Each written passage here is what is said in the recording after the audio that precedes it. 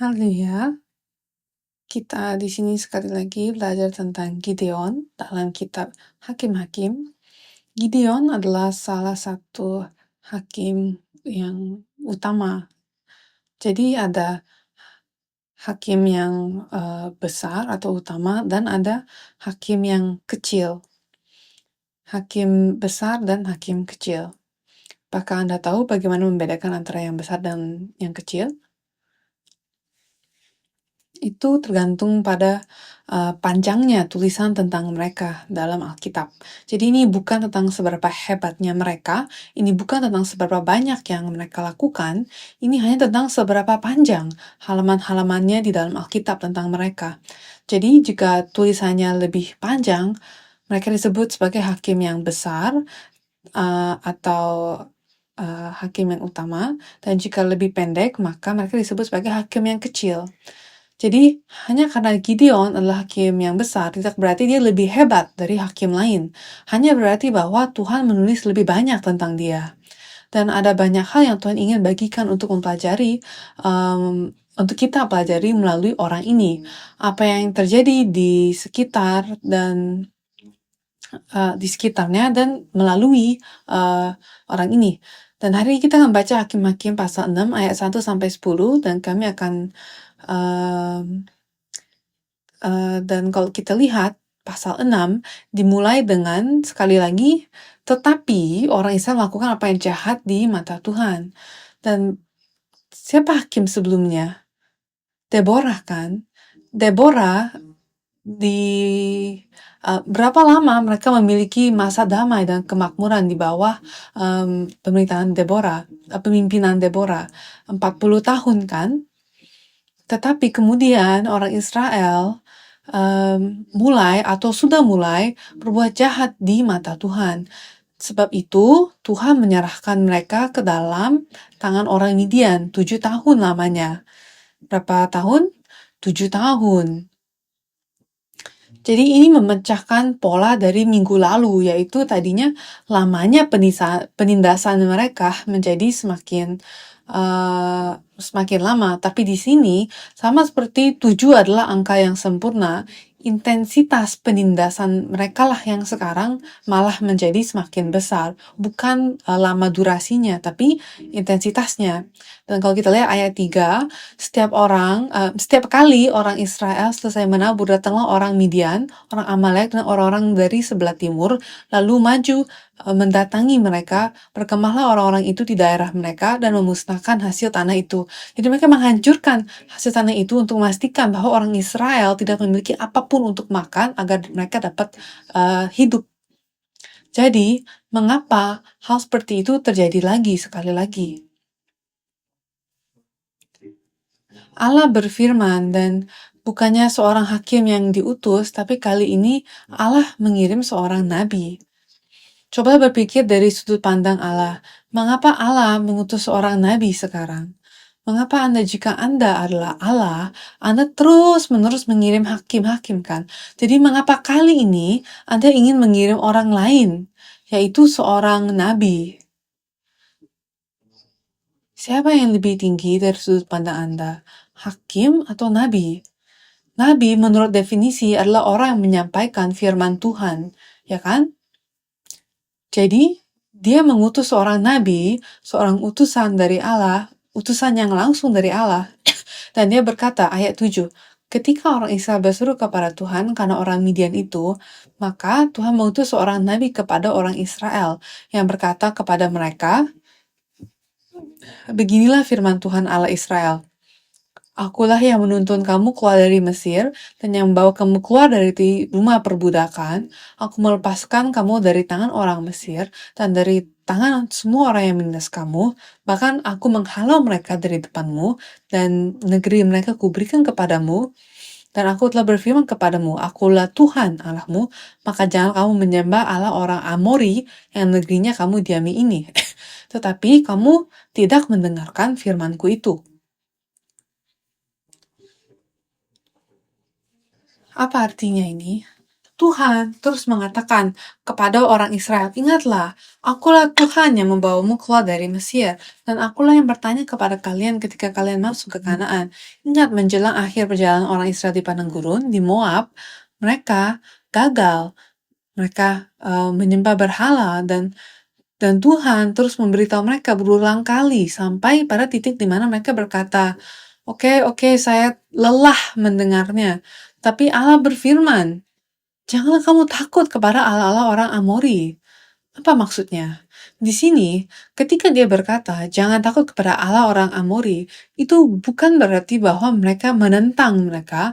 Takut di sini dalam bahasa aslinya berarti menghormati, sehingga Tuhan ingin mereka takut akan Tuhan, bukan Allah-Allah lain. Kata takut adalah menghormati, dan dengan demikian berarti menyembah. Sehingga Tuhan sedang mengingatkan mereka, "Aku mengatakan kepada kalian untuk tidak menghormati dan menyembah allah-allah lain itu, tetapi kalian tidak menaati aku, dan itulah mengapa bencana ini menimpa kalian. Dan itulah mengapa kalian berteriak kepada aku. Jadi, menurut kalian, apa yang perlu kalian lakukan agar aku datang dan menyelamatkan kalian?" Jadi, saya akan menawarkan bagian tentang Baal dan Asyoret dan semua allah-allah lain dan apa yang mereka wakili dalam hidup kita. Jadi, melalui kitab Hakim-Hakim, kita menghubungkan orang-orang Israel dengan diri kita sendiri, dan mungkin kadang-kadang hakim-hakim terhadap diri kita pun. Mengapa orang-orang ketika mereka berada dalam kedamaian dan kemakmuran di saat-saat yang baik, mengapa mereka pergi dari Tuhan? Dan ketika segala sesuatunya tidak begitu sulit, mengapa mereka pergi dari Tuhan? Dan bahkan setelah Nabi ini mengatakan pesan Tuhan, tidak ada tanda-tanda pertobatan dari orang Israel. Begitu kerasnya hati mereka. Bagi mereka itu seperti omelan. Tuhan mengatakan hal yang sama lagi, bahkan ketika mereka berseru, bahkan ketika segala sesuatu tidak berjalan dengan baik, mereka ditindas, mereka tetap tidak bertobat. Mengapa? Karena mereka tahu jawabannya dengan sangat baik ketika masalah terjadi dan ketika Nabi datang. Jika kamu adalah orang Israel pada waktu itu, apa yang akan kamu lakukan? Menurut kamu, apa yang akan dikatakan oleh Nabi itu? Ini seperti saat kita berkali-kali melihat buletin gereja, kita melihat judul khotbahnya, dan sudah kebayang bagaimana pendeta akan menusuk hati kita. Pendeta akan mengomeli kita, mengomel tentang ini dan itu, dan beberapa dari Anda saya yakin sudah tahu beberapa ayat yang akan saya katakan, gitu. Jadi kita telah menjadi begitu profesional, begitu ahli dalam mengetahui apa jawaban yang benar, terutama ketika menyangkut masalah orang lain. Kita tahu apa jawaban yang benar, dan saya tahu beberapa dari Anda bahkan tidak mau datang konseling dengan saya karena kalian tahu apa yang akan saya katakan. Karena kita semua tahu jawabannya, dan kita tahu apa yang kami lakukan salah. Jadi apa masalahnya? Kita tahu apa hal yang benar di kepala kita, tetapi hidup kita tidak berubah. Kami tidak berbalik. Dan ini adalah penyakit yang sangat-sangat serius. Ini lebih dari sekedar amnesia, ini adalah demensia rohani. Dan kita bahkan tidak tahu apa yang kita lihat. Kita bahkan tidak tahu apa yang kita lakukan. Dan bahkan ketika kita tahu, kita tidak ingin berubah. Dan ketika saya membahas suatu topik, Anda mungkin berkata, "Oh, dia akan mengulangi ini lagi." Ya, saya mengulanginya lagi karena Alkitab mengulanginya lagi. Dan Tuhan, saya percaya, terus mengatakan itu lagi dan lagi karena kita tidak berubah lagi dan lagi. Dan kita terus kembali ke kebiasaan buruk kita lagi dan lagi. Jadi kita mengatakan, dan orang Israel berkata, "Bagaimana kalau engkau menyelamatkan kami terlebih dahulu? Kemudian kita akan berubah. Tunjukkan pada aku dulu, lalu kita akan berubah. Tunjukkan uangnya, lalu aku akan bergerak." Dan itu adalah kekuatan Babel. Pola pikir orang Babel.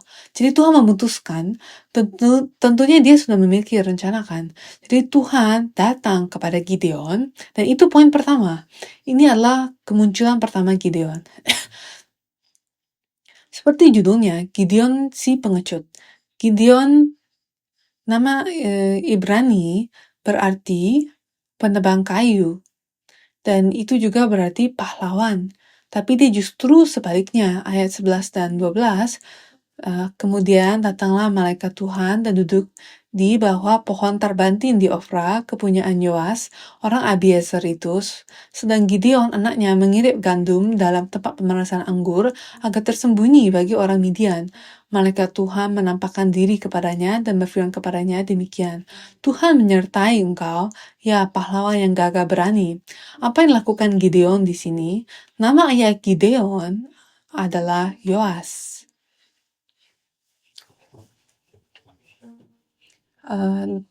Dan dia mengirit gandum di dalam tempat pemerasan anggur. Pernahkah Anda ke tanah suci dan melihat seperti apa mesin pemerasan anggur? Ini seperti sebuah kolam tanah dengan saluran, dan saluran ini mengalir ke bawah. Jadi di kolam atas, ada kolam atas dan kolam bawah. Di kolam atas lah, mereka menaruh semua anggur, dan orang-orang akan masuk untuk menginjaknya. Dan pada saluran kecil itu, perasan anggur akan mengalir keluar ke dalam wadah yang di bawah kolam yang di atas itu. Jadi dari kolam atas melalui saluran, hasil injakannya akan mengalir ke kolam bawah. Dan pengirikan harus dilakukan di lantai pengirikan, yang biasanya berada di atas dataran tinggi, di mana ada angin yang bertiup kencang. Jadi ketika mereka mengirit gandum dan melemparkan biji-bijian sekam akan terbang ditiup angin, tapi biji gandumnya akan lebih berat, maka itu akan terkumpul. Itu tidak akan tertiup angin.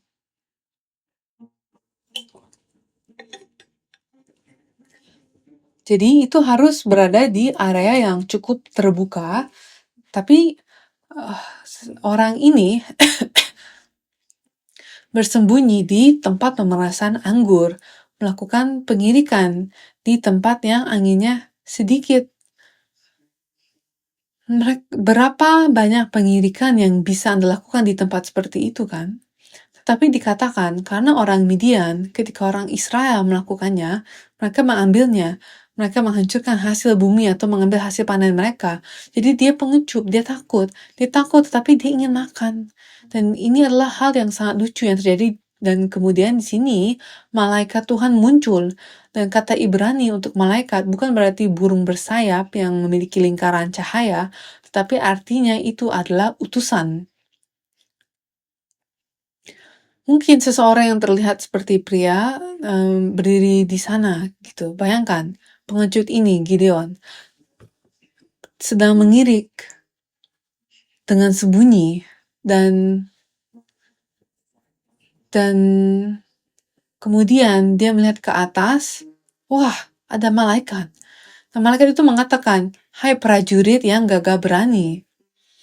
Jadi ada sesuatu yang tidak benar di sini, kan? Dan ini terlihat seperti komedi. Ada seorang pengecut, diam-diam sedang mengirit di tempat yang tersembunyi, dan ada malaikat tiba-tiba muncul dan memanggilnya seorang prajurit yang gagah berani. Jadi ini tampak agak komedis, kan, situasinya. Dan ini malaikat berbicara atas nama Tuhan, kan? Jadi Tuhan, apakah dia tidak tahu Gideon sebenarnya? Dan kalau kita lihat di ayat 13, dia berkata, jawab Gideon kepadanya, Tuanku, jika Tuhan menyertai kami, mengapa semuanya menimpa kami? Jadi dia tadinya sangat pengecut, tapi dia sekarang sangat berani untuk mengomeli malaikat ini, kan? Dan saat dia berbicara kepada Tuhan, kan, karena ini utusan Tuhan, kan, lanjut, dimanakah segala perbuatan-perbuatan yang ajaib yang diceritakan oleh nenek moyang kami kepada kami, ketika mereka berkata, bukankah Tuhan telah menuntun kita keluar dari Mesir, tetapi sekarang Tuhan membuang kami dan menyerahkan kami ke dalam pencengkraman orang Midian. Jadi apa yang dia katakan? Dia seperti bilang, engkau malaikat Tuhan, dan jadi saya mau berbicara ya kepada Tuhan, jika engkau melakukan semua yang engkau janjikan, seharusnya ini tidak terjadi, dan aku tidak akan berada di posisi situasi ini di mana aku harus mengirik di dalam tempat pemerasan anggur. Jika engkau melakukan apa yang engkau janjikan, dan jika engkau adalah Tuhan yang dibicarakan oleh nenek moyang kami, di manakah mujizatmu? Mengapa engkau tidak menyelamatkan kami? Dan jika engkau melakukan itu, saya tidak akan menjadi pengecut seperti ini. Dan saya tidak ingin melakukan ini. Saya tidak ingin mengirik di tempat pemerasan anggur yang tersembunyi ini. Jadi apa yang terjadi? Engkau di mana? Dan engkau memanggil saya pahlawan yang gagah berani. Apakah engkau menyindir? Engkau sarkastik, engkau melihat saya melakukan hal yang pengecut, dan engkau malah menyebut saya seorang pahlawan. Bagaimana engkau Tuhan? Di mana kuasa ajaib Tuhan kita? Jika engkau melakukannya, jika engkau melakukan apa yang engkau janjikan, bukankah kita kadang-kadang merasa ingin mengatakan itu kepada Tuhan? Sama seperti Gideon kan, pahlawan apa? Kita tidak membutuhkan seorang pahlawan sekarang kan. Kita hanya ingin bertahan hidup. Dan saya hanya ingin mencoba untuk meletakkan makanan di atas meja saya kan terkadang. Dan apa maksudmu dengan pahlawan? Saya tidak bisa keluar dan bertarung. Kadang-kadang ketika kalian mendengarkan khotbah, ketika kalian mendengarkan kesaksian, kalian merasa seperti itu kan? Itu Tuhanmu, itu Tuhan pendetanya, itu Tuhan penatua itu Tuhan yang tidak realistis bagi saya. Semua hal besar yang menakjubkan yang Tuhan lakukan, sepertinya dia tidak pernah melakukan itu kepada saya. Dan sekarang Tuhan datang dan mengatakan kepada saya bahwa saya perlu berperang. Dia datang dan mengatakan kepada saya bahwa saya adalah seorang pahlawan yang hebat. Di mana kuasa kekuatan besar Tuhan dalam hidup saya yang dapat saya alami untuk menjadi pahlawan yang hebat? Di mana firman dan kesadaran yang menakjubkan itu? Jika saya punya lebih banyak uang, jika saya punya lebih banyak kesehatan, jika situasi keluarga saya tidak seperti ini, maka mungkin saja saya dapat menjadi orang yang hebat. Tapi Tuhan, Engkau meninggalkanku di selokan ini. Engkau meninggalkan saya dengan masalah, dan sekarang Engkau ingin saya melakukan apa? Menjadi seorang pahlawan yang hebat? Bagaimana? Dan saya harap Anda tidak setuju dengan saya sekarang, tapi aku bisa melihat di wajahmu bahwa kamu terkadang mungkin merasa seperti itu, dan itu logika kami kadang-kadang. Kita harus maju, ya kan? Tentu saja.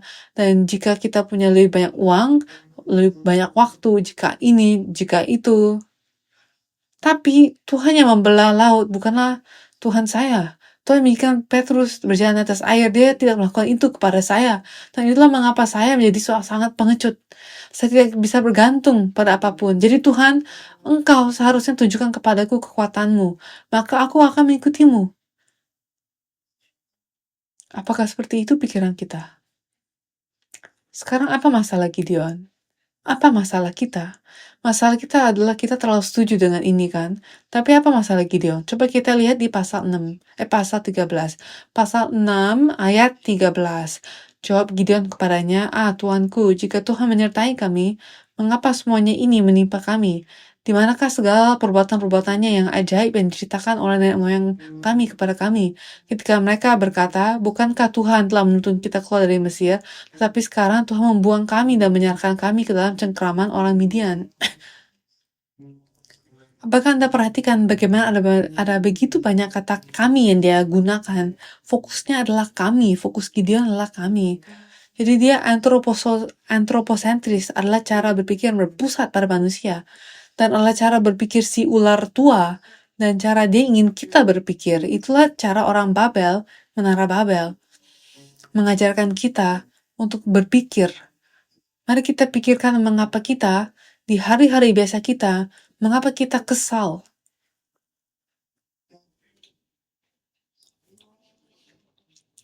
Saya menghabiskan sedikit saat, tidak membutuhkan waktu yang lama untuk menanyakan pertanyaan yang sama kepada diri saya sendiri. Apa yang menyebabkan saya kesal? Bisa Anda menghabiskan mungkin 5 detik untuk memikirkan hal itu? Apakah Anda kesal? Kapan kalian berteriak kepada anak-anak kalian?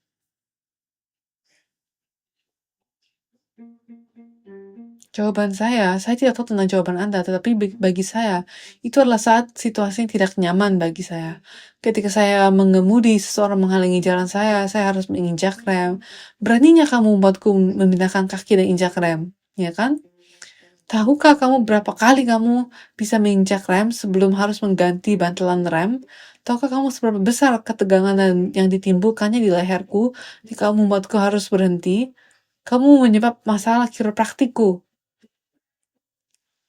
Mereka, ketika orang menyuruh saya untuk melakukan sesuatu yang, ketika saya tidak ingin melakukannya, semua hal yang mengganggu kami ini adalah tentang itu, menyinggung perasaan saya.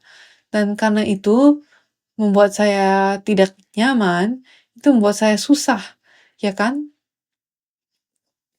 Dan karena kita terlatih sebagai, seiring berkembangnya teknologi dan seiring berjalannya waktu, kita sejak usia yang muda telah kita dilatih untuk menjadi nyaman dan semakin nyaman.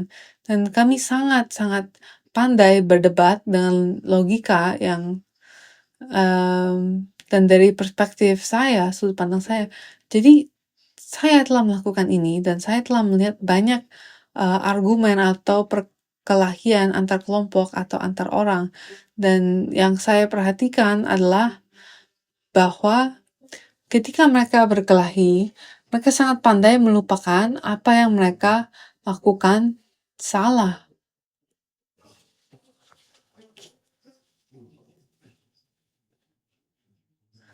Dan saya pikir saya kadang, bertanya-tanya dan saya seharusnya tidak menyinggung mereka, ya, karena kita manusia kan, dan kadang-kadang saya bertanya-tanya, apakah itu disengaja atau apakah mereka benar-benar tidak ingat. Adapun itu, kita dirancang untuk berjuang untuk diri kita sendiri, berbicara untuk diri kita sendiri, dan kita menjadi lebih baik dan lebih, baik dalam keterampilan mengabaikan kesalahan saya sendiri dan menekankan kesalahan pihak lain, dan mengedepankan hak-hak saya. Benar atau salah? Benar kan? Dan itu benar karena itu adalah atribut atau sifat besar dari orang-orang yang jatuh.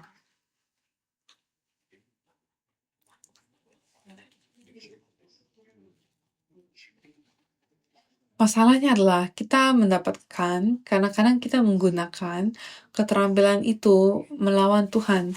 Sama seperti Gideon di sini. Dia memulai argumen sebelum mengajukan pertanyaan. Apa yang perlu saya lakukan? Dia melupakan itu dan dia berkata, Tuhan, engkau tidak melakukan pekerjaanmu. Itu sebabnya saya di sini. Kamu memanggilku pahlawan yang kekeh berani. Hei, aku bahkan tidak ingin pergi bertarung. Yang saya butuhkan hanyalah beberapa biji gandum sehingga saya bisa makan. Dan coba tebak kesalahan siapa ini? Lihatlah situasinya. Tuhan, Engkau adalah Tuhan yang seharusnya menyelamatkan kami dan buat kami hidup dalam kemenangan. Sangat-sangat berpikiran sempit, egois, dan menghindari tanggung jawab dari ayat 14.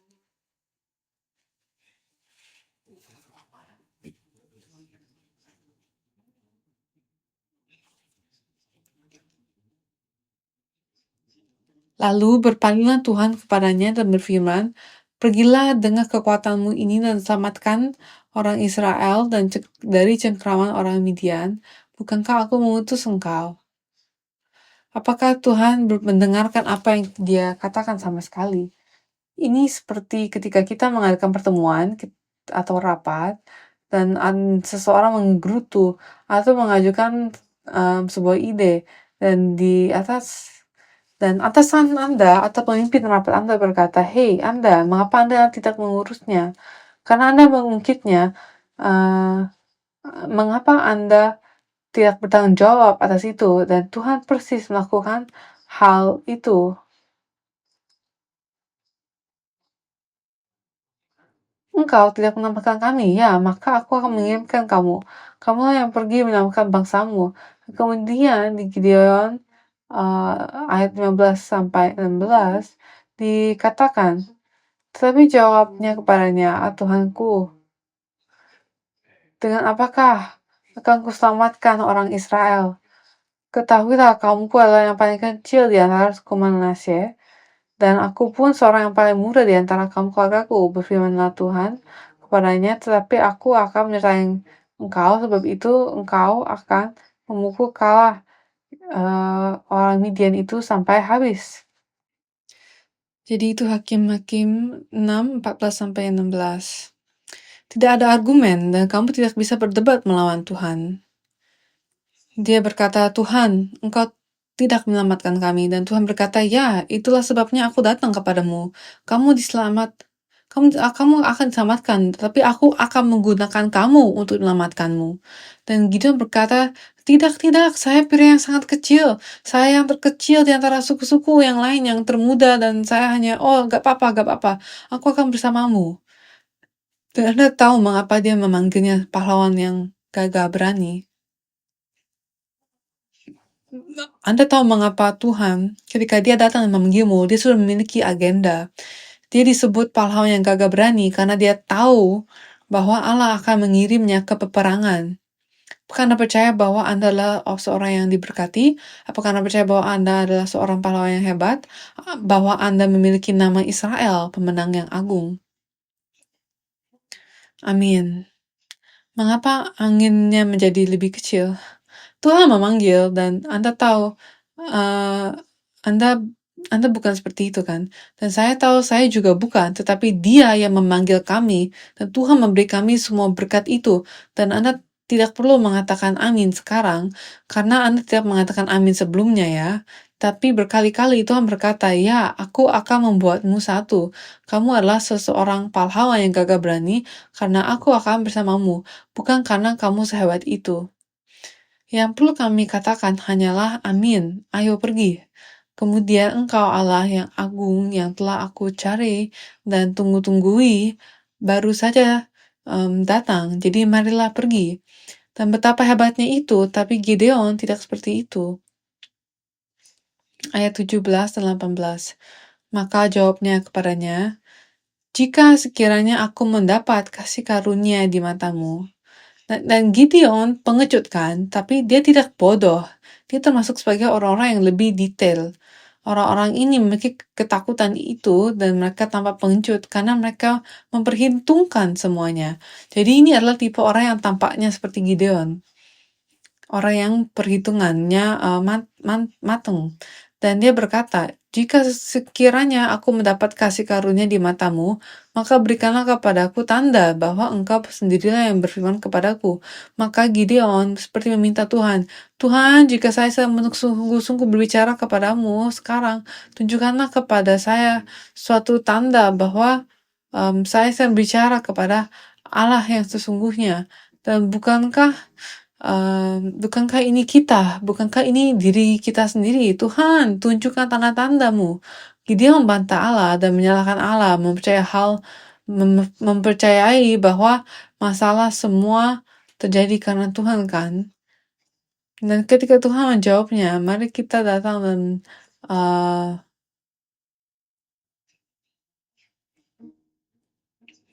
Dan ketika Tuhan menjawabnya, mari kita pergi dan marilah kita melakukan sesuatu bersama-sama. Tapi Gideon malah minta Allah untuk menunjukkan suatu tanda untuk memastikan bahwa itu benar-benar Allah. Dan dia berkata, janganlah kiranya pergi dari sini sampai aku datang kepadamu. Dan itu ujian pertama, Tuhan, engkau tunggu di sini sampai aku kembali. Gitu.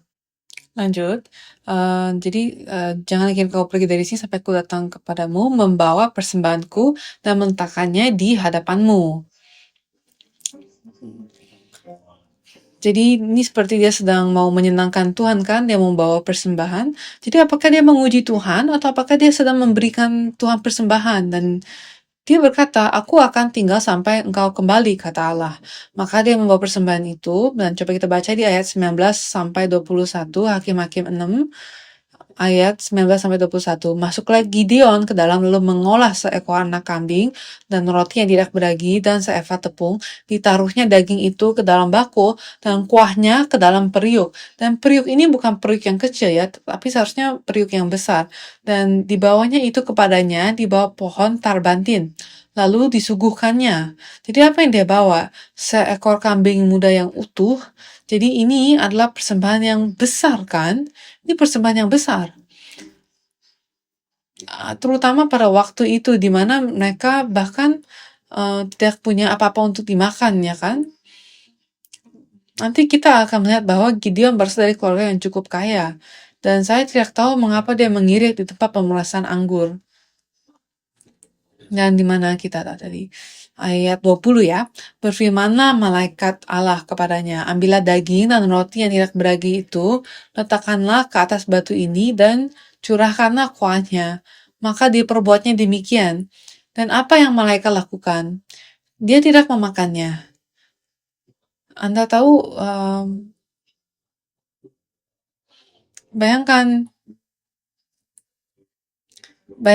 jika ada seseorang yang menyiapkan sup untuk kita makan setiap kali setelah ibadah, dan ketika kita selesai ibadah dan keluar, kemudian dia membawa mangkuk pertama kepada dia membawa mangkuk kepada setiap kita, dan kalian akan merasa sangat terhormati kan kalau keluar pintu langsung disuguhkan sup untuk kalian, setiap orang langsung ada. Dan bayangkan jika sup itu dilemparkan begitu saja, sakit hati kan?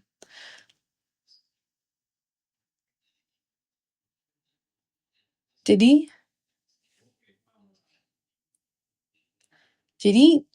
malaikat itu dia tidak memakan supnya, tapi dibilang untuk taruh di atas batu dan tuangkan kaldunya. Ayat 21, dan malaikat Tuhan mengulurkan tongkat yang di tangannya, dengan ujungnya disinggungnya daging dan roti itu, maka timbullah api dari batu itu dan memakan habis daging dan roti itu. Kemudian hilanglah malaikat Tuhan dari pandangannya. Apa yang terjadi? Gideon berniat mengujinya, persembahan yang sangat besar ini, dan kira-kira mungkin ini harganya kita dapat bayangkan $100,000 gitu. Dan jika malaikat itu mengambil uang itu dan pergi, dia mungkin akan berpikir, wah ini manusia biasa, orang yang serakah, ya kan? Tapi apa yang ditunjukkan malaikat itu? Gideon memperlakukan malaikat itu sebagaimana Abraham memperlakukan malaikat ketika mereka datang kan? Dan malaikat itu menunjukkan kepadanya apa yang dilakukan Elia, membawa api dengan tongkat seperti Musa kan? Dan itu terbakar, yang dan itu terbakar, dan berarti Tuhan benar-benar mengambil persembahan itu. Dan kadang-kadang kita menguji Tuhan dengan persembahan kita juga. Dan setelah melihat itu, kita lihat ayat 22, maka tahulah Gideon bahwa itulah malaikat Tuhan. Lalu katanya, celakalah aku, Tuhanku Allah, sebab memang telah kulihat malaikat Tuhan dengan berhadapan muka.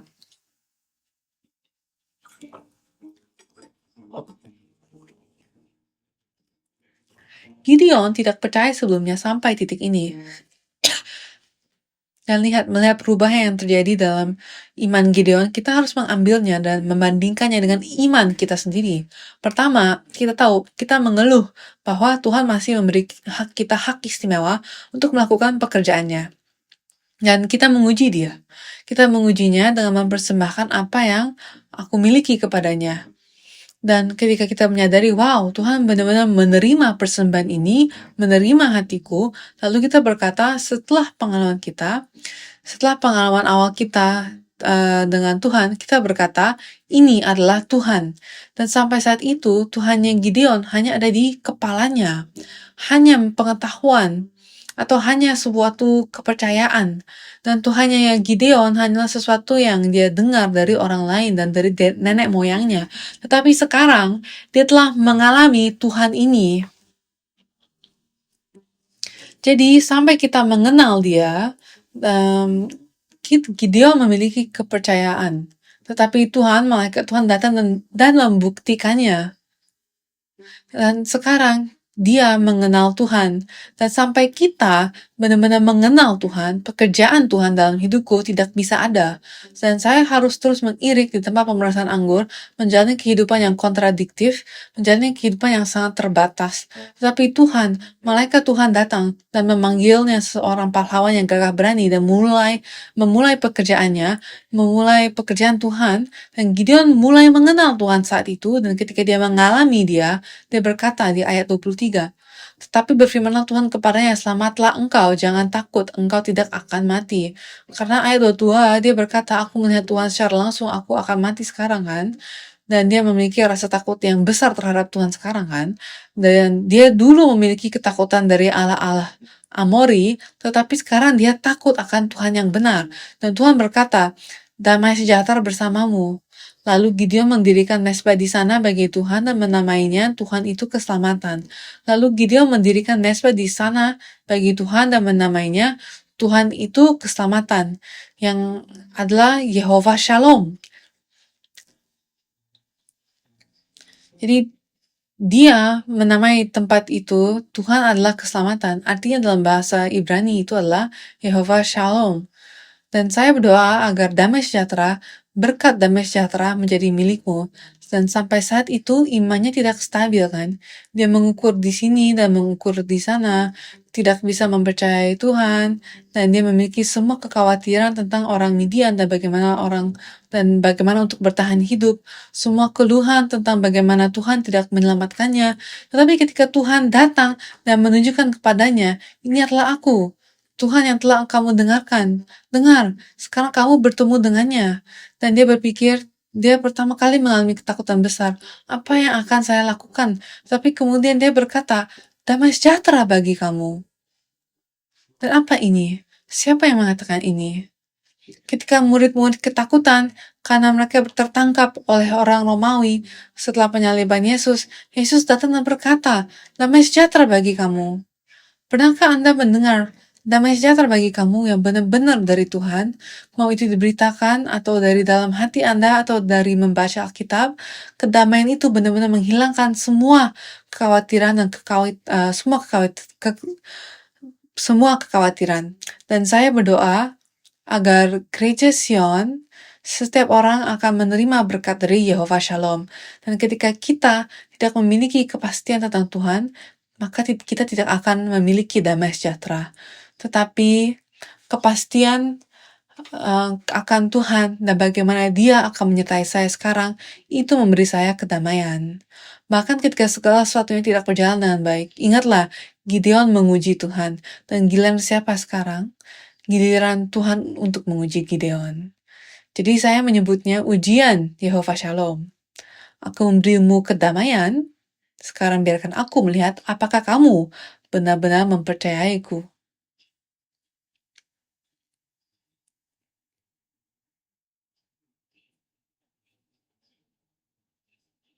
Ayat 25-32, ayat 25, pada malam itu juga Tuhan berfirman kepadanya, ambillah seekor lembu jantan kepunyaan ayahmu, yakni lembu jantan yang kedua berumur 7 tahun, runtuhkanlah mesbah Baal kepunyaan ayahmu dan tebanglah tiang berhala yang di dekatnya. Sekarang Tuhan sedang memerintahkan si pengecut ini untuk pergi menghancurkan patung-patung Ashoret milik ayahnya dan mencuri hewan peliharaan ayahnya yang berharga dan membunuhnya, dan katanya tebanglah, ya kan? Coba kita lihat di ayat 26. Kemudian dirikanlah mesbah bagi Tuhan Allahmu di atas kubu pertahanan ini dengan disusun baik. Jadi Tuhan memerintahkan Gideon untuk menghancurkan mesbah berhala ini dan di atasnya dirikanlah mesbah yang baru. Lalu ambillah lembu jantan yang kedua dan persembahkanlah korban bakaran dengan kayu tiang berhala yang akan kau tebang itu. Jadi umur lembu jantan yang 7 tahun ini mungkin mewakili 7 tahun penindasan di bawah pemerintahan orang Midian. Dan demikianlah dikatakan kepadanya, persembahkanlah korban bakaran dengan kayu ashoret yang ia tebang. Sekarang, orang ini memiliki hati yang kecil, atau nyali yang kecil untuk melakukan ini kan. Dan bagi Gideon, ini mungkin lebih buruk daripada pergi dan mati. Tapi dia melakukannya. Gideon mengambil 10 orang dari hamba-hambanya. Jadi bisakah Anda bayangkan seberapa besar patung itu? Sampai dia membutuhkan 10 orang untuk menghancurkannya. 10 hamba-hambanya untuk melakukan apa yang Tuhan katakan kepadanya. Kemudian Gideon membawa 10 orang hambanya dan diperbuatnyalah seperti yang difirmankan Tuhan kepadanya. Tetapi karena ia takut kepada kaum keluarganya dan kepada orang-orang kota itu untuk melakukan itu pada waktu siang, maka dilakukannya pada waktu malam. Jadi setidaknya dia melakukannya kan, meskipun dengan takut-takut, tetapi dia melakukannya di malam hari ketika tidak ada orang yang bisa melihat. Ketika orang-orang kota itu bangun pagi-pagi, tampaklah telah dirobohkan mesbah Baal itu, telah ditebang tiang berhala yang di dekatnya, dan telah dikorbankan lembu jantan yang kedua di atas mesbah yang didirikan itu. Jadi sekarang, bisakah Anda membayangkan di mana Gideon sekarang? Menurutmu di mana Gideon? Anda bisa membayangkan dalam acara TV atau drama yang Anda pernah tonton film-film kerajaan gitu. Bayangkan, orang ini di malam hari, dan siapa yang dia takuti? Nomor satu, ayahnya. Dapatkah Anda membayangkan ayahnya seperti apa? Ini adalah mesbah yang cukup besar di dalam rumahnya, ya kan? Sampai perlu 10 orang untuk menghancurkannya. Tapi kemudian kita melihat semua orang di desa itu datang, dan ini mesbah yang rubuh ini menjadi masalah sedesa. Berarti ayah Gideon ini seperti wali kota desa kan? Dan rumahnya mungkin yang terkaya di mana orang-orang datang untuk berdoa di tempat ayahnya. Mungkin dia juga adalah seorang imam asyoret. Dan itu di rumahnya kan mesbahnya. Dan semua orang menggunakan mesbah itu. Dan di masa lalu di Korea ada satu telepon di seluruh desa, di rumah wali kota. Dan semua orang datang dan memberinya sedikit uang untuk menggunakan telepon itu. Jadi dia pasti tipe pria yang cukup berpengaruh. Ayah Gideon pasti cukup kuat dan cukup menakutkan kan? Ayat 29, berkatalah mereka seorang kepada yang lain. Siapakah yang melakukan hal itu? Setelah diperiksa dan ditanya-tanya, maka kata orang, Gideon bin Yoas, dialah yang melakukan hal itu.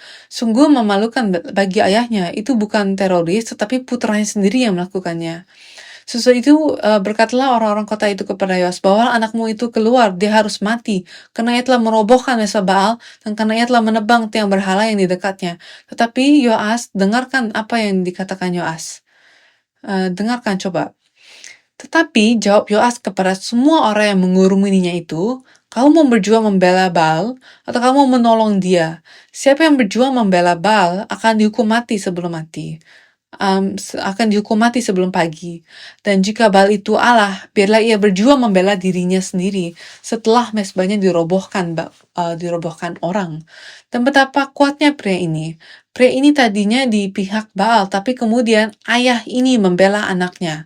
Dan saya tidak tahu apakah itu alasannya, tetapi ayah ini pasti seperti Terah, ayah Abraham. Terah juga masuk orang penyembah berhala, ya kan?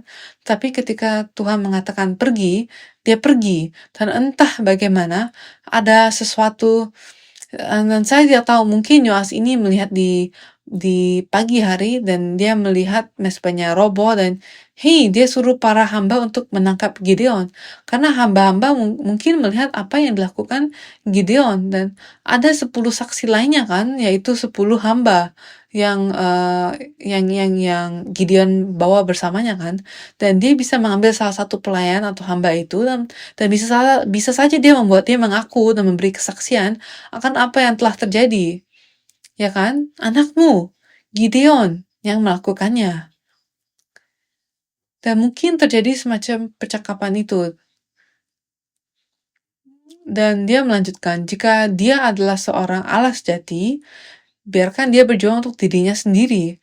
Biarkan dia berjuang untuk dirinya sendiri. Wow, ayah ini tiba-tiba berkata, jika Baal adalah Tuhan sejati, biarkan dia berjuang untuk dirinya sendiri. Anakku menghancurkannya, ya. Tetapi jika dia adalah Tuhan yang sejati, biarkan dia membunuh Gideon sendiri. Mengapa Anda yang membelanya? Wow. Tiba-tiba ayahnya berubah. Dan saya pikir dia seperti Harun kepada Musa. Gideon ingin mengatakannya, tetapi dia sebenarnya tidak memiliki keberanian untuk mengatakannya. Jadi ayahnya yang mengatakannya. Dan pada hari itu diberikan oranglah nama Yerubal kepada Gideon. Kata orang itu, biarlah Baal berjuang dengan dia setelah dirobohkannya mesbahnya itu. Yang berarti orang yang berperang melawan Baal karena dia telah merobohkan mesbahnya. Jadi Tuhan berkata kepada Gideon, lakukanlah ini. Dan Gideon melakukannya. Dan dia mungkin merasa seperti umurnya bertambah 50 tahun setelah peristiwa ini. Dan coba kita lanjut ke ayat 30. Sesudah itu berkatalah orang-orang kota itu kepada Yoas, "Bawalah anakmu itu keluar. Dia harus mati, karena ia telah merobohkan mezbah Baal, dan karena ia telah menebang tiang berhala yang di dekatnya." Apa logika mereka di balik ini? Seharusnya sesuai dengan firman Tuhan, mereka yang menyembah Baal seharusnya dihukum mati, kan? Sekarang dunia telah berbalik, bahwa mereka yang merusak mezbah Baal lah yang harus dihukum mati. Dan itu menunjukkan kepada kita masyarakat seperti apa mereka saat itu. Dan sekarang jika Tuhan ingin mengatakan kepada Anda hari ini hal yang sama yang Dia perintahkan untuk Gideon lakukan, pergilah dan hancurkan Baal dan Asyarat ayahmu. Maukah Anda melakukannya? Tidak masalah apakah Anda melakukannya di siang atau malam hari, atau siapa yang paling Anda takuti, atau yang Anda paling cintai. Apakah Anda dapat menghancurkan Baal Asyarat itu, menghancurkan sosok itu, orang itu, atau Anda mungkin berkata, saya harus berkemas dan meninggalkan rumah saya setelah melakukan itu. Dan tetapi Gideon melakukannya. Dan sekarang giliran siapa? Coba kita lihat ayat 33 sampai 35. Seluruh orang Midian dan orang Amalek dan orang-orang dari sebelah timur telah berkumpul bersama-sama. Mereka telah menyeberang dan berkemah di lembah Yisrael. Jadi di tengah-tengah semua peristiwa ini ada peperangan yang sedang berlangsung. Jadi orang Midian, Amalek, dan semua bangsa di sisi timur bersatu dan mereka berkemah di lembah Yisrael. Dan pada waktu itu, roh Tuhan menguasai Gideon. Ditiupnyalah sangkakala. Bagaimana Gideon dapat berubah begitu cepat? Dia adalah orang yang tadinya mengeluh terhadap Tuhan, kan? Tetapi dia sekarang meniup sangkakala. Salah satu tujuan sangkakala adalah untuk memberitahu orang-orang bahwa akan ada perang. Dan kedua adalah untuk mengumpulkan orang-orang. Jadi itu adalah digunakan untuk sebagai suatu seruan untuk konvokasi dan panggilan untuk berkumpul. Maka dia meniup sangkakala dan orang-orang Abiezer dipanggil untuk mengikutinya. Dia mengutus utusan-utusan ke seluruh negeri dan mereka juga dipanggil untuk mengikutinya. Dan dia mengutus utusan kepada Asher, Zebulun, dan Naftali, suku-suku di sekitar daerah itu. Mereka keluar untuk menemuinya. Jadi berapa banyak orang yang berkumpul? 32.000 orang berkumpul, dan kemudian Gideon berkata kepada Allah di ayat 36. Kemudian berkatalah Gideon kepada Allah, jika engkau menyelamatkan orang Israel dengan perantaranku, seperti yang kau firmankan itu, maka aku mendatangkan guntingan bulu domba di tempat pengidikan. Dan kalian tahu cerita ini, kan? Cerita tentang ujian bulu domba. Dan kami akan melanjutkan ini minggu depan. Tapi izinkan aku meninggalkanmu dengan ini. Ujian bulu domba. Apakah ada yang salah dengan urutannya? Dia meniup sangkakala, ayo, mari kita maju, ayo. Wah, 32.000 orang sudah berkumpul. Tapi kemudian Gideon berbalik dan dia berkata, Tuhan, jika engkau akan mengantar kemenangan melalui saya, biarkan saya menguji engkau. Bagaimana jika tes tidak berhasil? Apakah dia akan memberitahu 32.000 orang, maaf, kabar palsu, kalian semua boleh kembali pulang ke rumah ya? Bukannya dia seharusnya menguji Tuhan sebelum mengumpulkan orang-orang, tapi dia tidak mengujinya dan pergi berperang dan memanggil orang-orang terlebih dahulu. Mengapa? Jadi minggu depan kita akan pelajari itu. Mengapa urutannya seperti itu? Mengapa dia mengumpulkan orang dulu baru menguji Tuhan? Dan kita akan memikirkan memikirkannya dan kita akan pelajari tentang mengapa 32.000 orang menjadi 300 orang. Hari ini, mari kita ingat tentang apa yang Gideon katakan kepada Tuhan. Bukankah itu yang kita suka katakan kepada Tuhan? Kita tidak mengungkapkannya secara verbal, tetapi di dalam hati kita memilikinya. Apakah benar-benar Tuhan yang dibicarakan oleh pendeta, yang Alkitab bicarakan, yang sejarah penebusan bicarakan, Tuhan yang orang lain bicarakan? apakah itu Tuhanku? Jadi marilah kita berdoa, meskipun saya gagal hari demi hari, marilah kita berdoa agar Tuhan benar-benar membantu kita, dan kiranya kasih karunia-Nya, belas kasihannya, Tuhan mengasihani Israel dan Gideon. Bahkan setelah mereka terus-menerus gagal dan mereka terus-menerus menyembah berhala, dan mereka gagal menyembah Dia dan gagal mempercayai Dia. Tetapi Dia datang dan Dia berkata, Gideon, orang yang paling pengecut, seorang penyembah Baal dan Asyoret yang agung, dan mungkin seorang anak dari imam Baal dan Asyoret, dia datang dan berkata, hai pahlawan yang gagah berani. Dan ketika Tuhan memberikan berkat itu bukan untuk menggertak atau membuat Anda merasa baik atau hebat. Itu karena Tuhan tahu bahwa kamu akan menjadi pahlawan yang hebat. Kasih karunia Tuhanlah yang memungkinkan kita untuk mengikutinya.